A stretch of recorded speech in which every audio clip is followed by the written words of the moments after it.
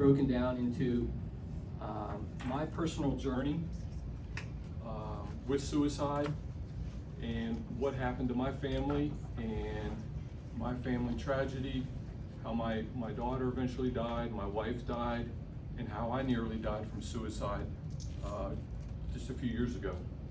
And from that, from the ashes of all that, grew out this foundation.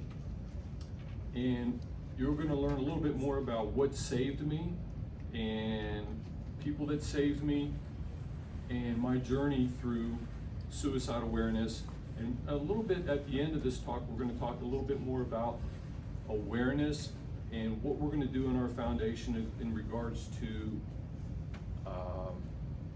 changing the way we treat the acutely suicidal patient. Because as you'll see as we go through this talk, it's changes need to occur. And I think all of us here know somebody or are touched by suicide in some way, and we are all aware of the fact that what we're doing with suicide today is good, but it's not good enough. And we're going to touch on all these little concepts today. And at the end, I hope to have some questions from people at the end of this, and I'll do my best to answer them. So let's get started. So thank you, Carol, for the introduction. My name is John LaPlante, and my background, Carol kind of alluded to, and I grew up in Morgantown, was born and raised here, and love this area. I met my wife here back in the early 90s, mid 90s, I guess, and we were quickly married in the late 90s, and from that we had our first and only child, Claire. And Claire was the light of our life. Claire was an absolutely delightful child. She was one of the most insightful, thoughtful people I've ever met from a young child. She had the ability to think long before she spoke. Truly insightful child. And she carried this all through her grade school, high school years, even into early college. And she was the center of our life. Everything that we did every day, everything I did at work, everything that we planned for, my wife's entire life surrounded Claire and her upbringing. Everything we did. All our vacations, everything we planned for in the future was based on Claire. And she was really our joy. And this is Claire and Elizabeth. This is some of our family trips we would go. We would love to go to Wyoming. We love to go to Florida together.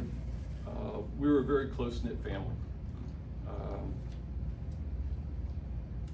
She went to Trinity Christian School here in Morgantown from kindergarten through high school, did fantastic in school. She made school look ridiculously easy.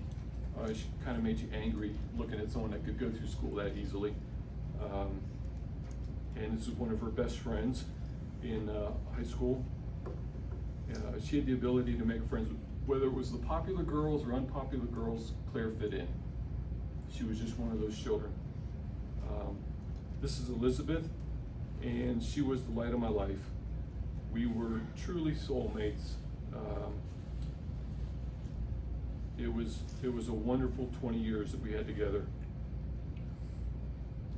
So I want to tell you a little bit about what started the pathway to the eventual death of my wife by suicide and my brush with suicide and how I survived it. Claire had just finished her first semester in college here at WVU. She was a dual major in mechanical and aerospace engineering, and she became ill in early December. Sore throat, no big deal. Thought it was strep throat. She was treated for strep throat. She got worse. She got through finals, and she got worse. High fevers,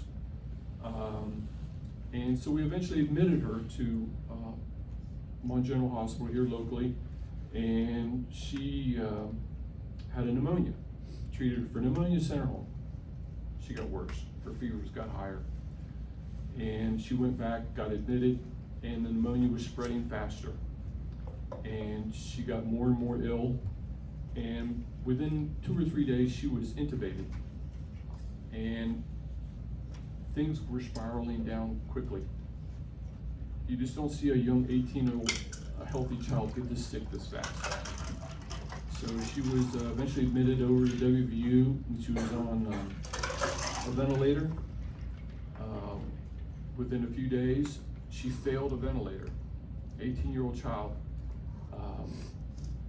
was going to die off a ventilator. She was put on emergency ECMO, which is some of you may be aware of, but it's a process where you take the blood from the body, you take it out, you put it through a machine, you oxygenate it, you put it back in the body. That was her only means of survival. It was the only way she was still alive because the ventilator could no longer ventilate her lungs. She became more and more ill. She eventually was transferred to a children's hospital in Cincinnati, one of the finest children's hospitals in the country. And she lived at the children's hospital, and she was on ECMO for 2 months. 2 months. Her course was horrific. In late February, she died. So after she died, we let her go, and you come back home to something like that, it's hard to describe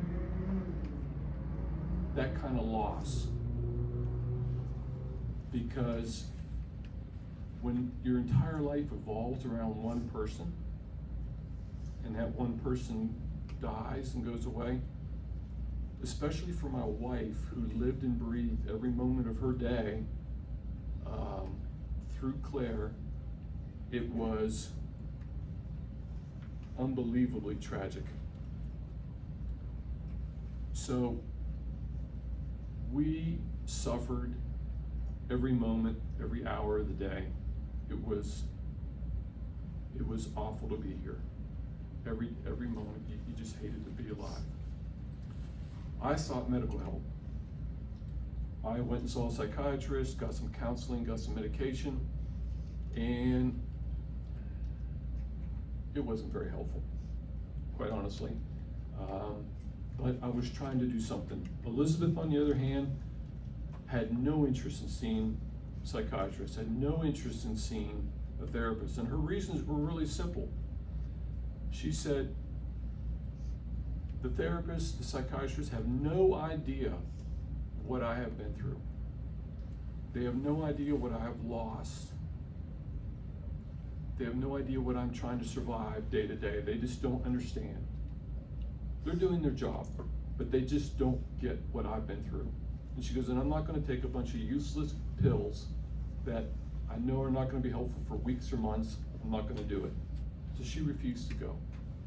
So she lived in this misery. We both did, every day for weeks and months. About 2 weeks after Clara died, and we're sitting at home in bed one night, and we were done. We just couldn't, we couldn't go on another day. So we're sitting there in bed, we have a gun between us, and I told her simply, I said, I'll shoot myself first, and then you can shoot yourself. We said our goodbyes, and just before I shot myself, she goes, I can't do it.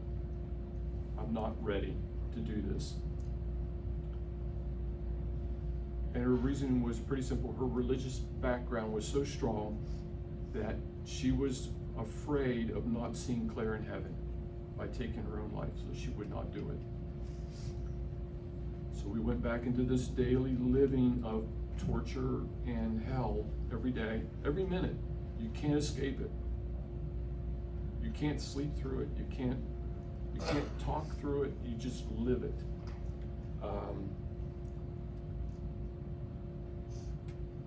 She had a sister, Emily. I have this down here. Emily is her older sister, and Emily called her every day. wonderful. She was an angel. Spoke with her every day for an hour, talked to her to see how she was doing. And she would monitor her progress. She would see what was going on in Elizabeth's mind, how she spoke, and she would contact me all the time and talk to me and say, this is what we talked about. It was never changing. She did terrible. In the meantime, I had started a scholarship for Claire. When Claire was dying on her bed, I promised her that I would not let the world forget her. So I started a scholarship in her name. And we actually have the first recipient of her scholarship sitting with us today, Raymond Southers, who came by today to sit and listen to this talk. And that was where I put my energies. Elizabeth didn't have that outlet. So for 3 months, she lived this way. She slept on a couch, the dog beside her, and portraits of Claire on her mantle, and she had a living hell. Every morning was the same, every night was the same. We cried during the day, and we cried many times during the day. We would try to walk and talk. There's no escaping this hell that you're in. So, it was early June, and Emily and I were talking, and she goes, I think Elizabeth is a little bit better. I think she seems a little more at peace, a little bit easier. I said, I agree. I think she's doing a little bit better. What we didn't know was that Elizabeth was certain about what she wanted to do. So it was the 20th of June, and I went out to do a few errands, and she said, where are you going? I said, well, I'm going to go to Morgantown, I'm going to Fairmont, I'm going to run some errands, and I'll be back. And she said, okay. So we're texting back and forth as I do my errands. And as I'm approaching home, she goes, where are you? And I said, I'm about 15 minutes from home. I said, I should be there soon. I said, let's see if we can have some lunch. She says, okay. And then another text came in, and all it said was, I love you. I thought, that's kind of odd. And I thought, I love you too. And then in a split second, it hit me like a ton of bricks. I knew exactly what had happened and why we were texting all morning long as I did these errands. I knew exactly what had happened, and I quickly called her on her phone. There was no answer. I texted her, there was no answer. And I knew in that instance that she was dead. And I thought to myself, she would not kill herself in the house. And I quickly reached for my phone and I turned on our security cameras that surround the house. And she was dead on the sidewalk in the front of the house. And I could see the gun laying there, and I could see this large pool of blood around her head. And I was 5 minutes from the house. So I drove up to the house, and there she was. To watch the life bleed out of somebody that you care for like that on a sidewalk in front of your house is pretty devastating. So the 911 people come on, and the sheriff come, and all the people come, fire department, everybody shows up. And I'm basically inconsolable, and they take care of Elizabeth. Before they got there, I actually ran inside to get a blanket to cover her.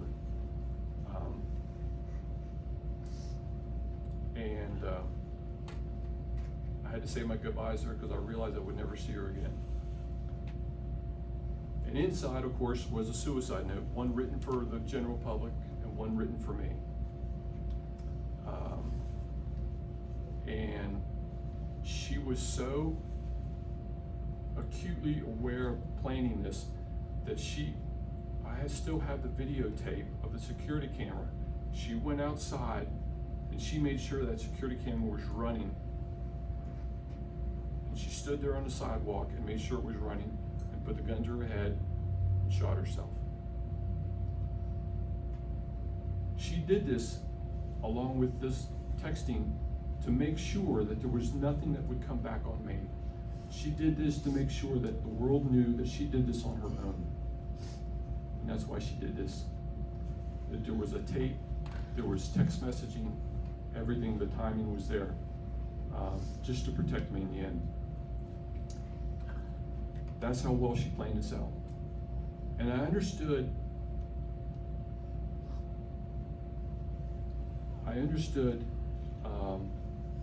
I understand now why she did it. I can understand her pain,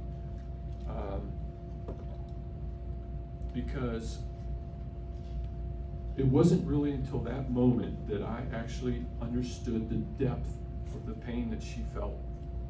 This is the pathway that people who have suicidal thoughts start down. It's this culmination of events, it's a culmination of trauma, that it just one thing after another starts to build, and this is what happened to my family, to my wife, and then now to me. So here I am, and everybody's gone. I have nothing left. Family shows up, everybody comes over. My sister from California flies in, she wants to see me. I told her not to come, she ignored me, came anyway. And this was there for several days. And this is a point in my life that I had serious suicidal thoughts that I said, this is the end for me. I have no other way out. To try and describe to you what it is like to be inside the suicidal brain of someone, it's very difficult. I've written here, it is a blinding, burning pain with a tornado of the suicidal mind. Those are just words, but they don't accurately describe what goes on inside the mind of someone that is ready to take their own life. It is a pain, it is a hopelessness, it is a regret that those words don't accurately describe the depth of the pain that you have. It is immense. I've likened it, and I've told people this in other talks. I can only describe it this way.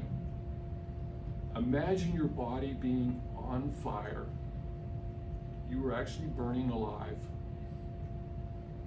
And there is a gun laying there a few feet away from you. You would do anything in your power to crawl to that gun, to reach for it, and eliminate the pain that you're having. That is kind of the torture that goes on inside your mind. It is overwhelming. You can't decide whether you want to sit, stand up. You can't even focus on breathing. It is that people can talk to you and you don't even hear a word they say. Your mind is spinning in this environment of grief and overwhelming pain that you just want to end. And you will say anything to anyone to convince them to leave so that you can live in this world and end your life your own way. So if anyone ever speaks to you and you know they're suicidal and they say they're okay and they're going to be fine, they're lying. They will tell you anything to try and get you to, because I did, Elizabeth did. My family came in and my family shows up and they're like, you know, you're gonna be okay, you're gonna be fine. And I told them exactly what they wanted to hear. I already had it in my mind. I knew exactly what I wanted to do. I knew where my gun was.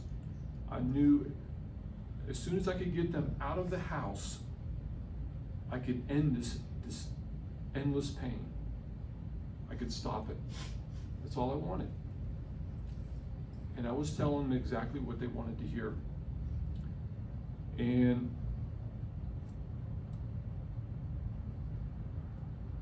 there was one individual who didn't believe any of this, and he was a non-family member. And he saw right through my lies. And I'm going to talk a little bit more about him in just a few minutes, but I want to show you a video that is recorded of my sister who came in from California. And she is an outsider looking in. And her viewpoint and her experience with me is very telling about the struggles of what the average person feels with someone who is suicidal and a family member. So let's take a few minutes and watch this. This is my sister, Michelle. She's a younger sister. I'm Michelle O'Neill.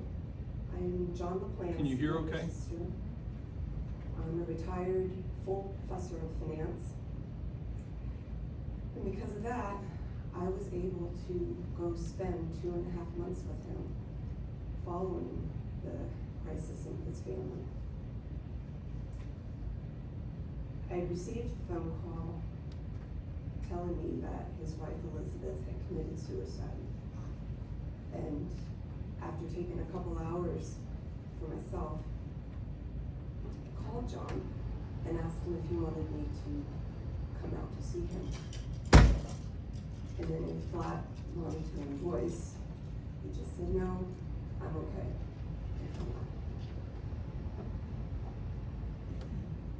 3.5 months earlier, he and Elizabeth had lost their own daughter in a tragic death.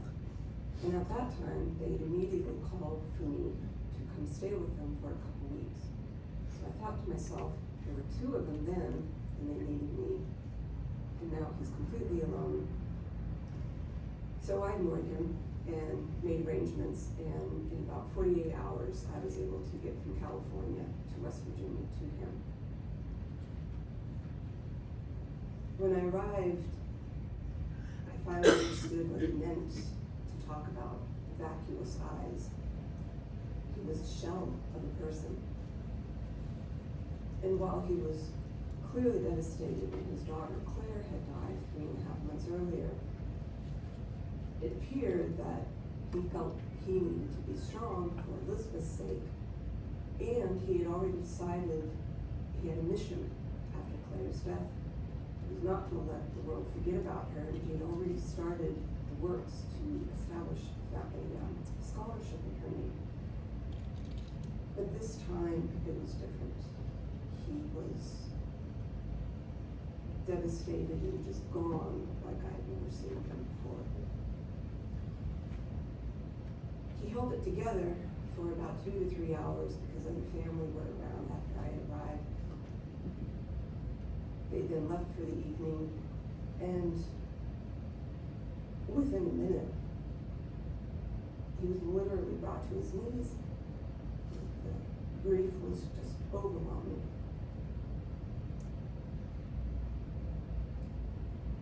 The next morning, and for the next 2 to 3 days, he could be sitting there quietly, or we could be trying to have a conversation. And seemingly out of nowhere, although grief never leaves you, but just out of nowhere, he would just be taken over by grief, sorrow, anger, guilt, rage. Sometimes he would be able to mumble when he was being wiped out, and there was a lot of what if, only if I'd done something differently. And so just day by day, in the first 2 to 3 days that I was there, he was just in this downward spiral.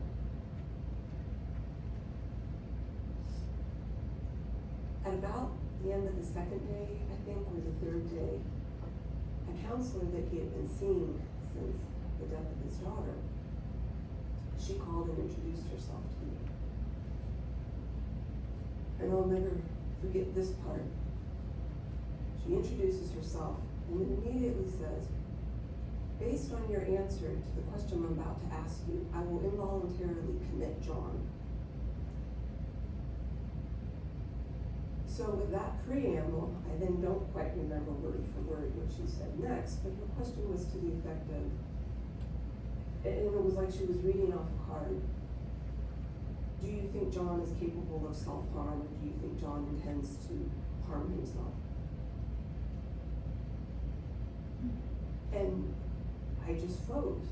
And to hear, again, the setup for that question, I thought involuntary commitment.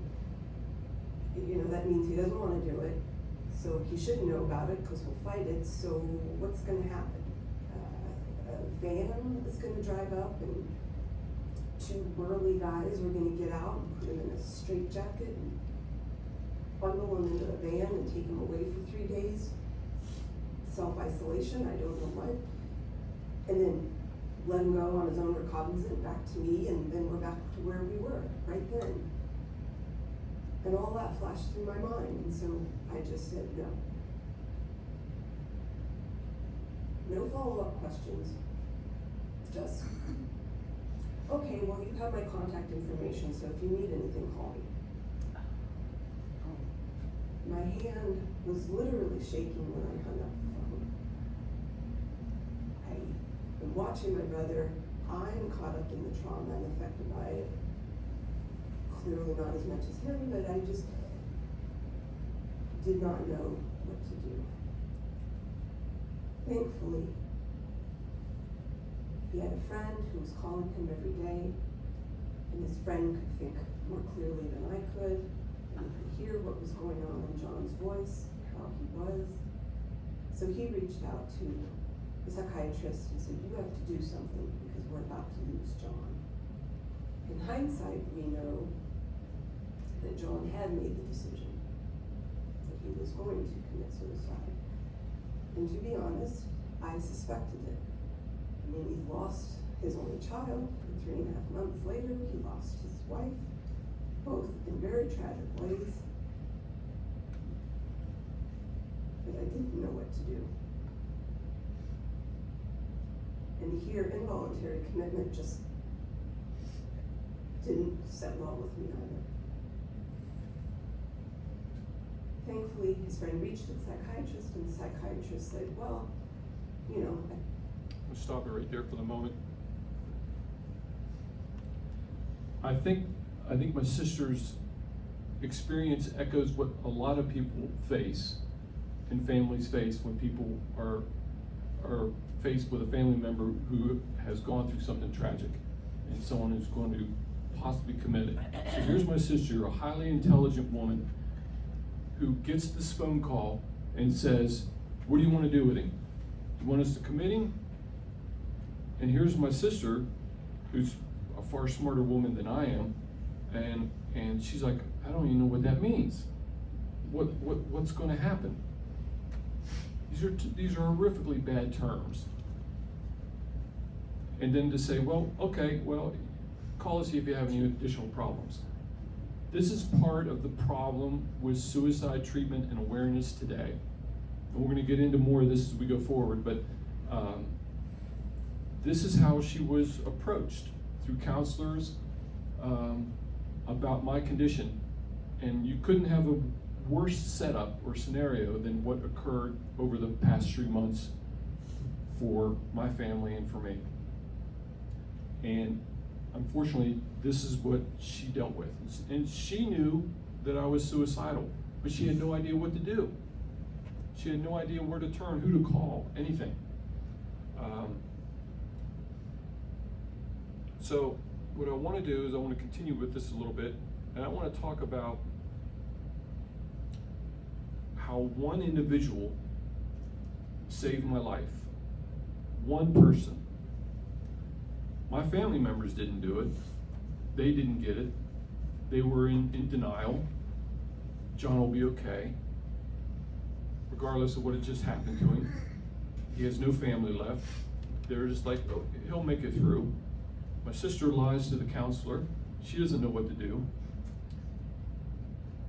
But I had a coworker who was actually a manager of my practice, who knew me for 25 years, and he called me every day from when Claire was ill to when Claire died and Elizabeth died. He followed me every day, called me every day, asked how I was doing. And he knew what was going on. And he picked up the phone. It happened to be this day, and he called the counselors that very afternoon. And he said, look, if you people don't do something about John right now, he'll be dead within a few minutes. I just know it. And the phone started ringing. The psychiatrist was the next one on the phone, calls the house, calls my sister. She hands me the phone and said, this is your psychiatrist wants to talk to you. So he calls me and says, John, he says, there is a treatment that we can do. He said, it's called ketamine. And he goes, it's an off-label drug use for people who are acutely suicidal. He said, would you be willing to give this a try? I had no idea what he was talking about. I didn't really care. I thought if I could go get this done, my family would leave, and then I would be set.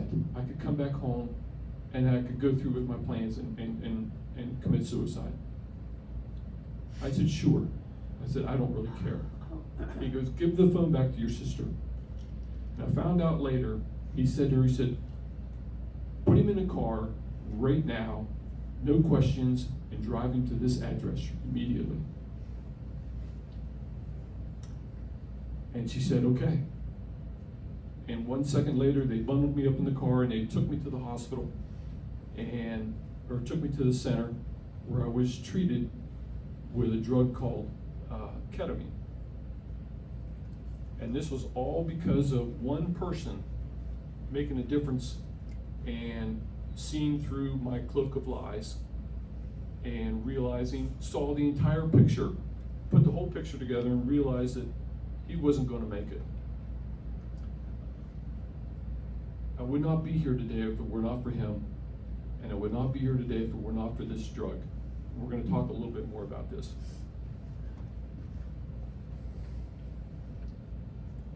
Thankfully, his friend reached the psychiatrist, and the psychiatrist said, well, I do have this ketamine therapy that I can do that may help with. I'm going to let my sister describe this first, and then I'll go ahead.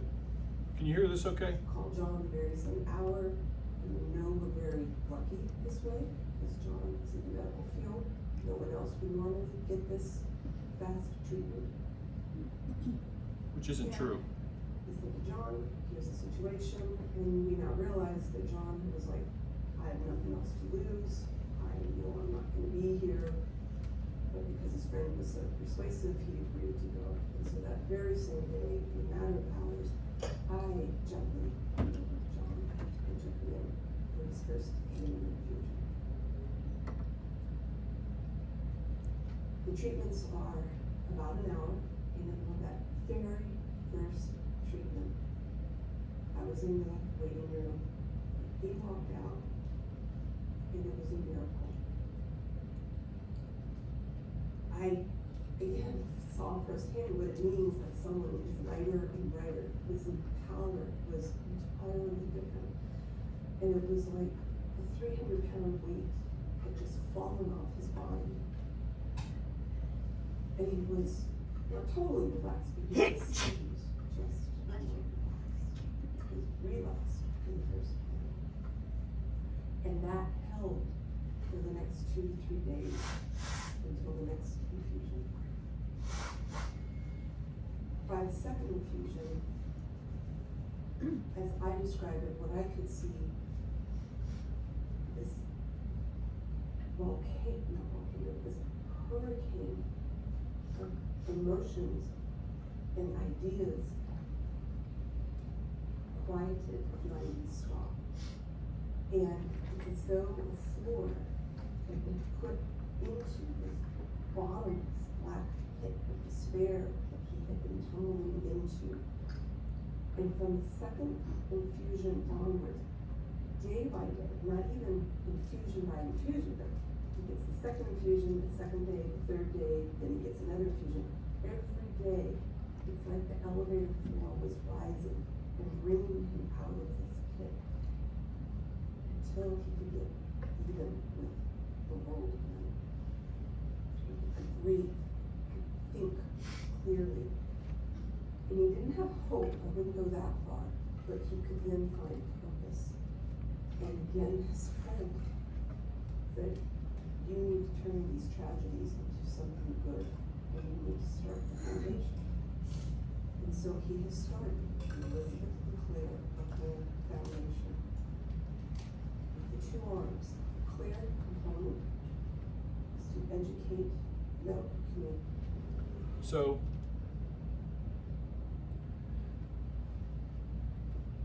I've always found her insight truly amazing, because her description of what it was like for me to receive this drug, which we'll talk a little bit more about in just a minute, and its effect on me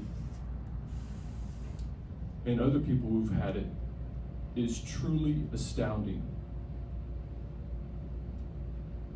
This drug, let's go back to our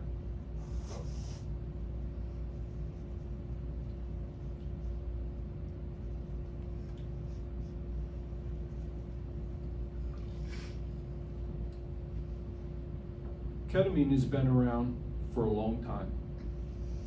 Ketamine was developed and first used back in the late 60s, and ketamine was used in the Vietnam War. It was used as general anesthetic. It was used pain control, and still used that way today. It's a time well-tested drug, safe drug, used properly, and for a long time, that's how it was used. And it hasn't been until the last several years that someone got the bright idea of using ketamine in really low doses in mental health patients, particularly patients who have major depression, anxiety, PTSD, and suicidal ideation. It's not approved by the FDA for use in any of those indications in its current form as ketamine.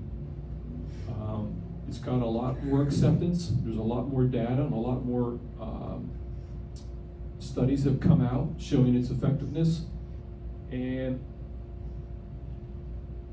I want to tell you a little bit about what it's like to receive IV ketamine and what it did for me as a suicidal patient and what it's done for others.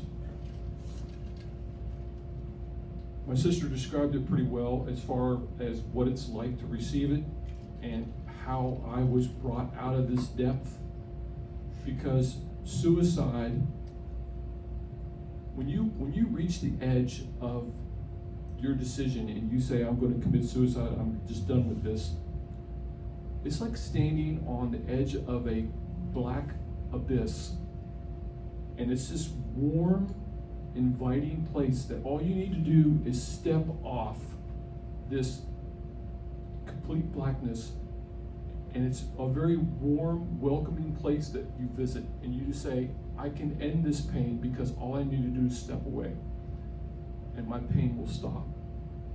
And this is where you live in the suicidal mind.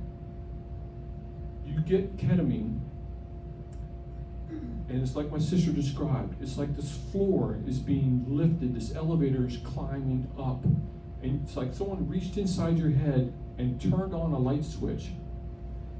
And from the very first moment that I received IV ketamine and I walked out of there, it was like the switch had been turned on, and I didn't realize how black my life had become.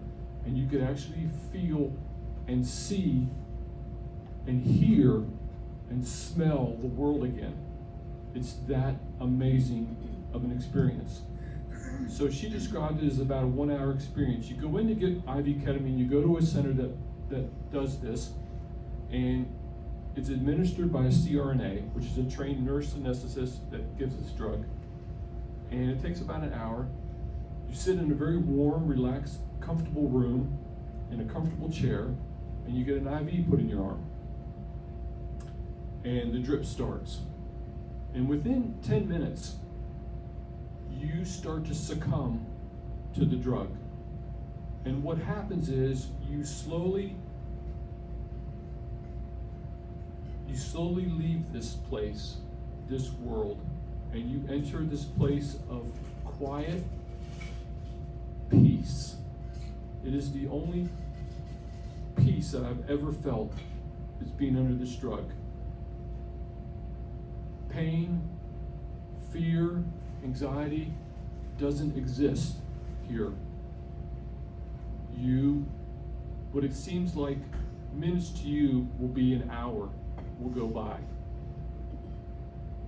You see, every patient describes a different experience. Every experience that I have when I've had ketamine is slightly different. Oftentimes you'll see a kaleidoscope of strange colors. I don't see images of people. I don't hear any sounds. You don't feel your body. You don't feel the weight of your arms, the weight of your back, your legs, your head. You are weightless. You just exist within your mind. It's like living within your subconscious only. It's the only place that you are. And it's a very peaceful, calm place to be. The infusion ends, and within a few minutes, the half-life of ketamine is very short. And you leave this world and you re-enter our environment. It's very odd. And you come back. And when you're sitting in the chair, you slowly return and you realize that you can feel the weight of yourself again. You feel the weight of your legs and your head. And you suddenly can hear voices and you realize, oh, I'm back in the same room where I started. It's a very odd experience, but it's not a fearful experience at all. And within a few minutes, you can stand up, and with some assistance, you can walk out, and you have someone drive you home. But from the moment you leave that facility, the change in your brain, the change in your outlook, the change in how you feel and what you see is vastly different. Ketamine is given to patients in this regimen in a 6-dose regimen. That's how it currently is being administered. And it's given quickly over a period of about 2 to 2.5 weeks. Every other day, every third day, you get another dose. You get another dose and another dose because its effect is cumulative. And that's what my sister's describing, that after every couple days, every dose, it just kind of kept adding up and he got better and better and better. For the patient, it's astounding. It's a life-changing event that you go from being on the brink of taking your life to not returning to normal, but being able to cope with living every day. It's truly a remarkable experience. Ketamine is only a tool in the toolbox of treatment of patients because ketamine is not permanent. You get this treatment, and some patients will do well and not go back for ketamine. Other patients will go back every couple months and get a booster dose of ketamine.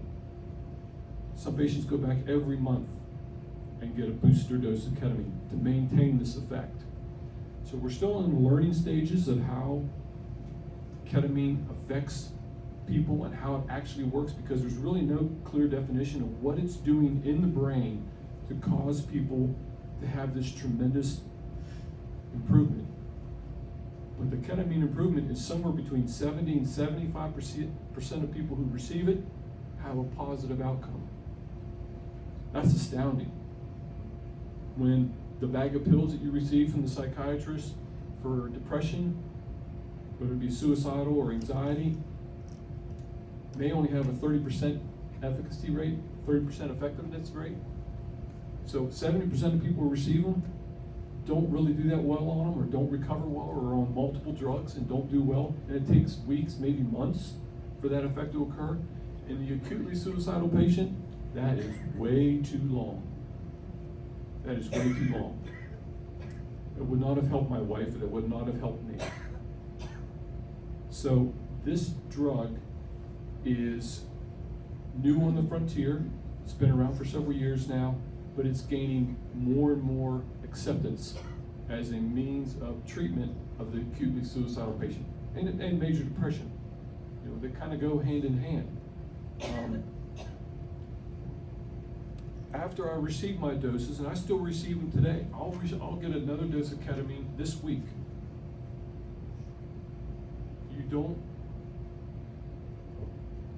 I still have thoughts. I still have depression. I still have the acutely suicidal thoughts that there are some days that I'm like, you know, I can't do this anymore. Even with all the people that surround me, this foundation, but I'll get that ketamine dose, and it's just the right amount of treatment that I need that keeps me going forward. And for me, it may be every couple months, maybe it depends. Whenever I cycle down and I get into a bad spot, everyone's different. I'll sign up and get another dose of ketamine, and the effect is the same. I'll come out of there, and for me, it's like a recharge with your batteries. You come out of there and you feel lighter and brighter. In the next few days, the next couple weeks, you feel much, much better. So as I investigated ketamine after I was saved by this drug, I started asking ER physicians. These people are on the front line. Any clinician I could talk to, and I said, what do you know about ketamine? And using it for depression, suicidal ideation. They had no idea what I was talking about. These are people on the front line of medicine. They had no idea. They said, I didn't know you could use ketamine for that. So our awareness, even in the medical community, hospital systems, just isn't there. People are not aware yet of what this drug is capable of doing for people. Even though it's not FDA approved, it can be used in an off-label fashion, such as it is used for me, in a completely legal way. But it hasn't been gold stamped by our federal brothers that allow us to use this for these reasons. But it's coming. There's enough push and enough data coming down the pipeline that a lot of people feel confident that eventually this low-dose IV ketamine will be available for mental health patients. And this is a little bit about my daily struggle, because for me it never ends. For the suicidal patient such as me, even though I survived it, there is no escaping it. There is not a moment in a day that goes by that I don't think about it. I don't ever give it up. I get nightmares at night, I wake up, I still have struggles with it. I think of my daughter dying in the ICU. I have images as clear and sharp as you can possibly imagine. I still have visions of my wife laying on the concrete. It's very hard for me to focus on the good times we had in life. Those events are very tough for me to revisit because the memories are so acute, they're very difficult. So my mind has a very different way of approaching it. I see the badness in what occurred in my life and the trauma that happened.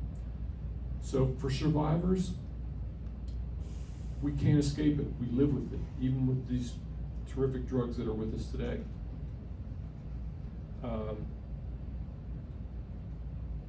I want to tell you a little bit about statistics in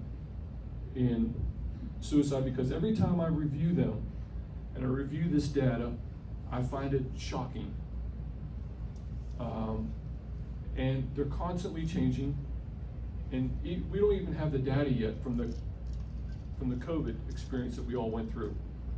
for 2022, 2021. That data is not available yet, but it's coming. And I think we're going to see even greater uptick in these statistics. So let's look at this a little bit. This is 2020 data. 3.2 million Americans made plans for suicide. That's amazing. 12.2 million Americans had serious thoughts of suicide. And this is what I find really interesting. The CDC gathers data just from hospitals and ER settings. So this is the only way they get their information about suicidal patients. It doesn't tell you the number of people who have made plans, tried to commit suicide, but never reached the hospital or the ERs. So these numbers are actually way lower than they really are. These numbers are actually much higher. And this is our young people. 5%, 18 and older, had serious thoughts about suicide in 2020. That's 1 in 20. It's unbelievable. 2020 suicide was the top 9 leading causes of death for people aged 10 to 64. Top 9. Almost 9% of high school students attempted suicide in 2020. Imagine that.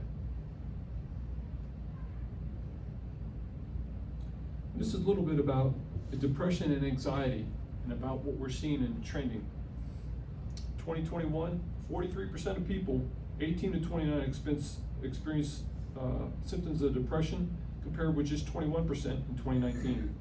What a huge number increase, probably related to somewhat in our pandemic and our COVID effect. The same thing with anxiety. Look at that, almost 4 times increase in anxiety. So these numbers just go on and on. Look at that, second leading cause of death between ages of 10 and 34, our youngest population. Second leading cause of death. Doesn't have to be that way. Fourth leading cause of death between 34 and 54. And this number at the very top, 35% increase from 1999 in suicide. And these are only this is the data that we can collect. So, what's wrong with what we're doing today? Why is successful suicide so prevalent? And why are we not making a difference with modern medicine, medications, therapy? I can tell you from my own personal experience and my wife's experience in that the routes in which these patients are treated and the avenues in which they're put down are incomplete. They are not producing the results that we need.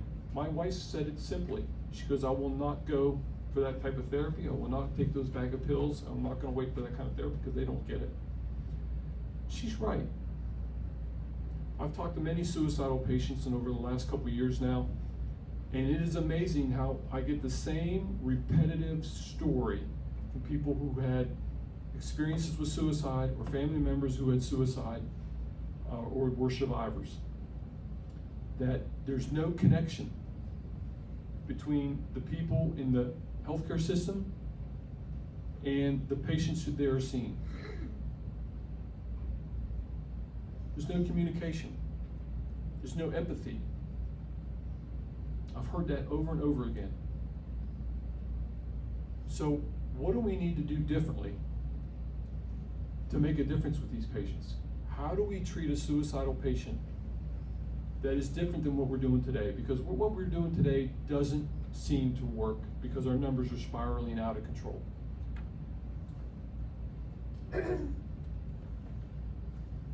Quite simply, education is important, therapy is important, but how we first see these patients is truly your one chance to get it right. When you see the suicidal patient, they come in, unfortunately doctors are trained in a certain way that We like to gather information as quickly as we can. We're only given a certain amount of time, in many cases, to see a patient, treat a patient, and we have to see the next patient. There's a story there. There's a history there. There is a series of events there that is triggering this patient to the point that they have gotten to this position in front of you. And this is never uncovered. When they dealt with my wife, even when they talked to me, I realized how much information was never dug up, was never brought forward. It's there. The red lights are there, the flashing lights are there, but people don't dig enough to get them out.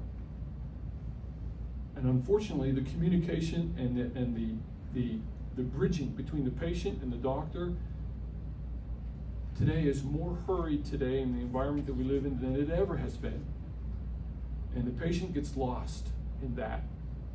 And when that suicidal patient senses that, my wife did, I did, they close up.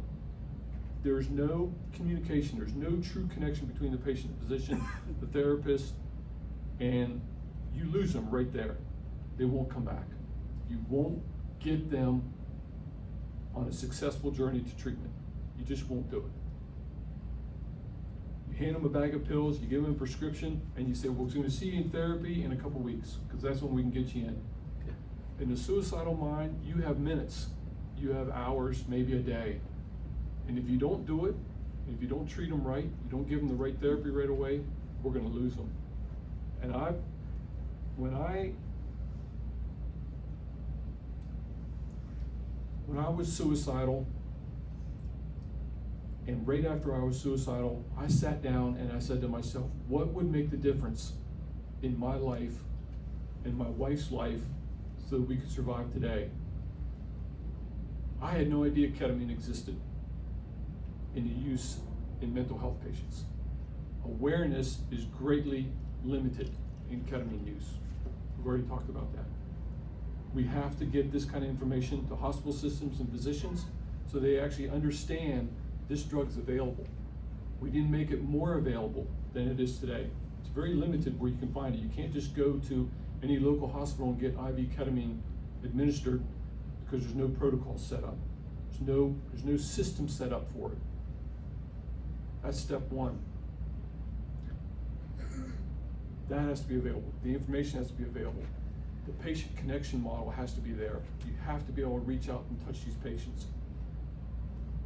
Had this information been available, I could have saved my wife's life.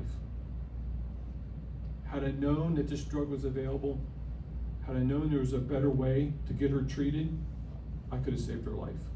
There's no doubt in my mind. I could have convinced her to go. There are many patients out there that unfortunately we are not saving, but could be saved by a drug like this. So what we have done, and in this model that we're trying to create is, in our foundation, is we want the environment has to be different. You can't send the suicidal patient to the emergency department. They're oftentimes sent in rooms with several other mental health patients in the same environment, same room. These patients need to be treated in warm, inviting, quiet environments that they can be set in. You can't have the ER environment. It is absolute living chaos in the emergency departments. You have emergency physicians that, quite frankly, are hurried. They're not trained. They don't have the time. And quite frankly, a lot of them just don't have the interest or want of treating the suicidal patient. They're a complex bag of emotions. You got a lot of family members involved, and they'd rather not deal with them. So their object is to either get them admitted, get them to a facility that will accept them, but get them out of the emergency department. And how do you do that? You get them to sign a letter of self-harm. You will not harm yourself in any way. So it's basically a get out of jail free card for the physicians in the hospital. You sign this off, and the patients leave. They're given a prescription, they're given a date for an appointment. No. What we want to do is we want to be able to provide a place where they can be immediately seen and evaluated by a trained suicide counselor. That same day. And in the same environment, if they are qualified for it, if they meet the conditions for it, they're not drug seekers, if they fit the model for acutely suicidal patient, we're going to give them IV ketamine right away.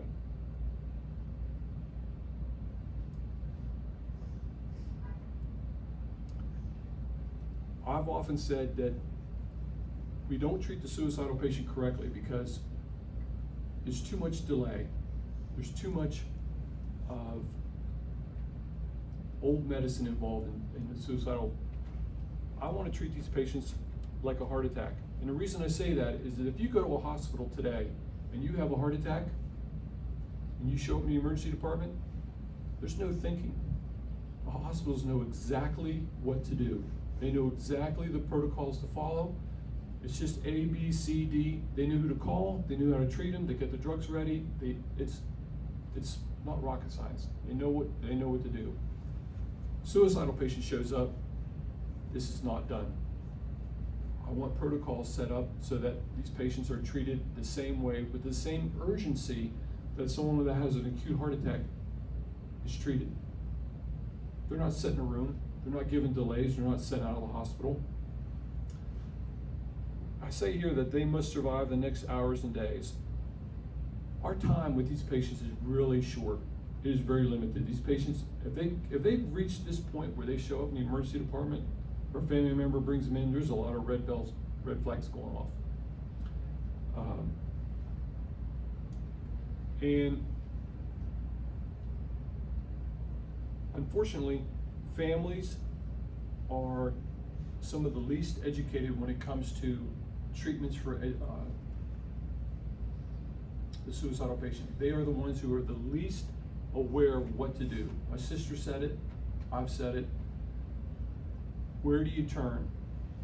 So public information, public education is one of our key goals, is in teaching the public, namely you, through online media,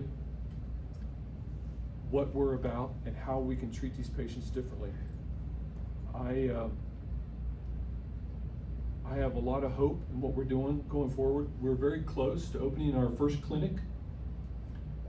We have some minor paperwork we need to finish up, and we're going to start this center, and we're going to have some outreach connections and collaborations with several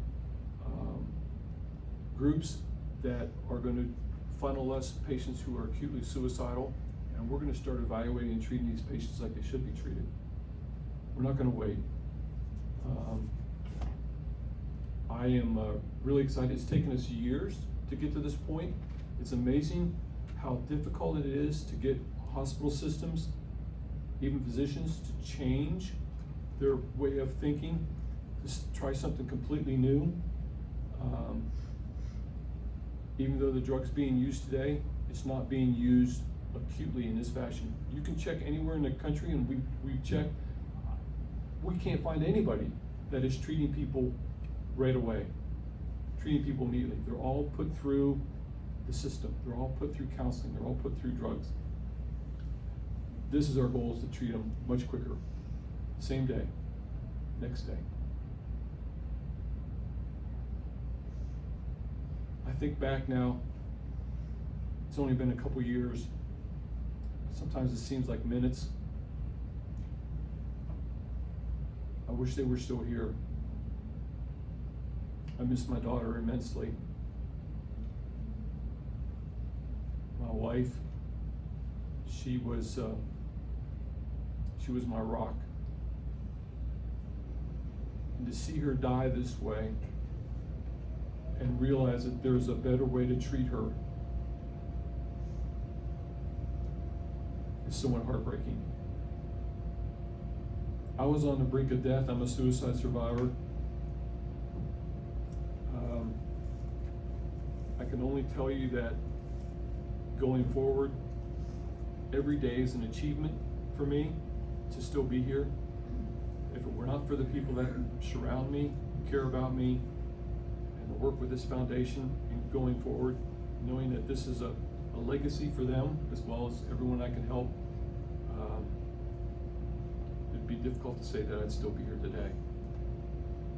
But this is my mission, to educate as many people as I can about this disease and to make a change in everyone's life, because in the short time that I have left here on this rock, this is my only goal. And I will do anything it takes to make a difference. And I hope today you've learned a little bit about what it takes, what it leads to a tragedy such as suicide, and how straightforward, how complex it can be, how many things are involved in someone's, and I really want you to take away from today is when you encounter someone who you think has had tragic events in their life, do not give up on them. People are uncomfortable, they don't know what to say. Put yourself in front of them. Talk to them, hug them, do whatever you can, but don't let them feel like they're alone in any way. Just make yourself available. I see family members that just are uncomfortable, people that are uncomfortable, physicians feel uncomfortable, and they'll displace themselves from it. They'll try and stay at arm's length from it. Don't do it. Don't do it. Love these people as much as you possibly can, because it's at that moment they need most.